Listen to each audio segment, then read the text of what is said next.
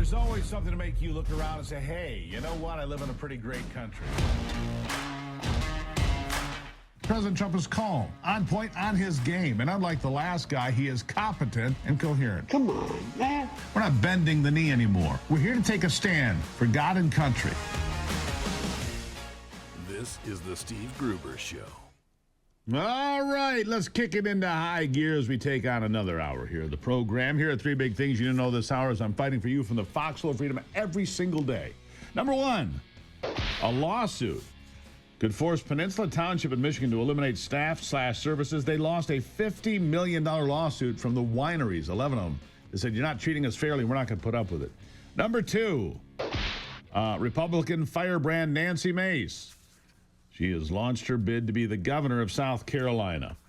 And she sits in the pole position. She's going to replace Henry McMaster as governor. She has the best polling of all. And number three, speaking of big races that are coming, the race for the United States Senate, incredibly important.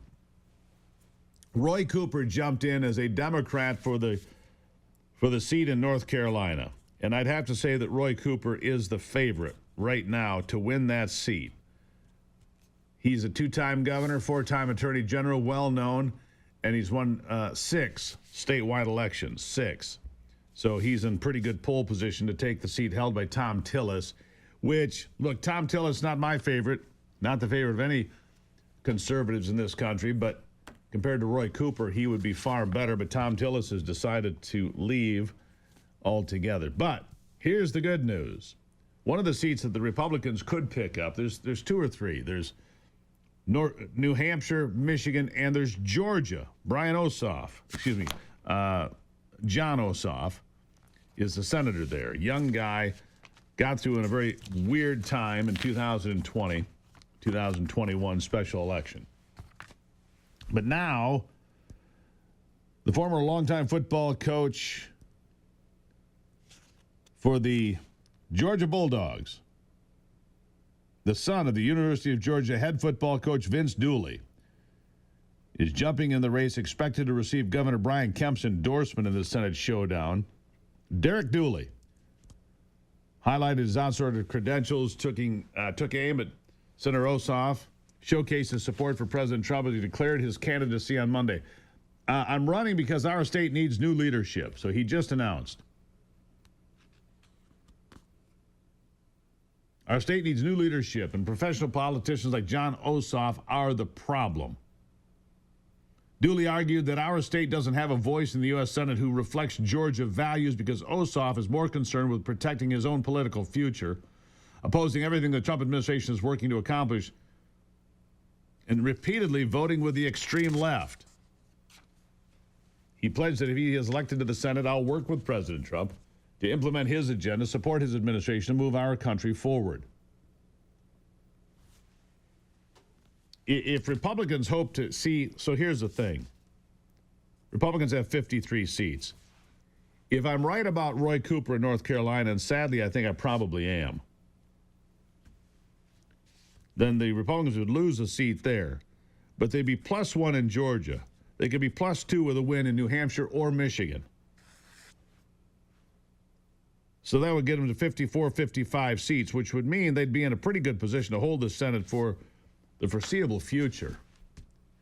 And no matter what would happen at the presidential level, this would mean they could be insulated from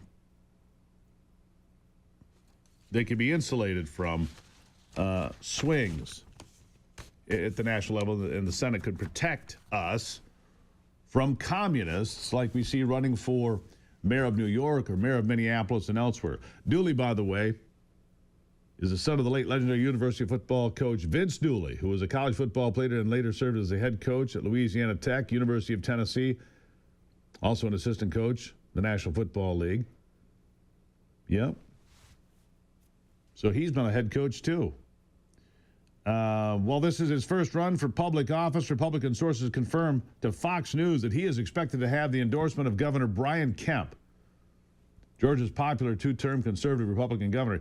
Kemp has had his differences with Donald Trump, but he's well thought of in Georgia still. Dooley becomes the third major Republican candidate in Georgia's Senate race. We'll see how it plays out. Meanwhile, Nancy Mace running for governor of South Carolina. It's a crowded Republican field, but according to all the polling numbers, she is in the lead here. Running to put South Carolina first, she's a three-term House member who represents the coastal congressional district, the Low Country. Beautiful part of the state, by the way, Low Country. I love it down there. She launched her campaign, arguing that we can continue doing the things we've always done, and took aim at what she called weak leadership in the state. We can chart a new course, one filled with common sense and bold policies to hold the line for South Carolina.